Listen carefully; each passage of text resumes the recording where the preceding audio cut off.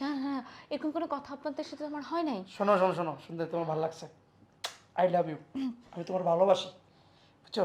তোমার শয়নের স্বপ্নে আমি গেলে স্বপ্নে দেব।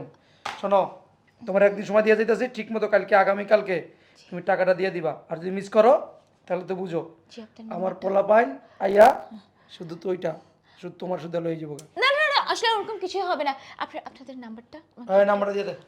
নাম্বার নাম্বার না ওস্তাদ, ঝামেলা হইব, আমরা কালকে আমু। নাম্বার নাম্বার দরকার নাই, যদি পুলিশের কাছে যায়। না না না প্লিজ প্লিজ প্লিজ একটা রিকোয়েস্ট, আপনারা আমার অফিসটার কোনো পরিবেশ নষ্ট করবেন না প্লিজ। শোনো শোনো শোনো শোনো শোনো, আমার ছোট ভাই কি জ্ঞান দেখছো? আমি তো বুঝি না, নাম্বার যেন নাম্বারে দিয়ে দিলে তো তুমি তোমার বাস দিয়ে দিতা। না নাম্বার দরকার নাই। এই কালা তোরা আমাকে লুকাইবো। হ্যাঁ বাস। লোকাইব 3 লাখ টাকা দিয়ে দিবি। আর এখন থেকে প্রতি মাসে 5 লাখ টাকা করে দিয়া এই লাগা ব্যবসা করে যাবি, বুঝতে পারছস? কি বলেছেন যেন চান্দা ভাই? ভাই প্লিজ প্লিজ প্লিজ ভাই এভাবে করে আমাকে বিপদে ফেলবেন না। এটা আমার একটা প্রতিষ্ঠান, এটা আমাকে চালাতে হয়। আমি যদি আপনাদেরকে এভাবে চাঁদা দিই তাহলে আমি চলবো কিভাবে? আমার এমপ্লয়ীদেরকে বেতন দিব কিভাবে? এতদিন অনেক কামাইছেন, অনেক, এত কামানোর সময় দিব না আমরা, এখন আমাদের সময়। কথা কম ওস্তাদ।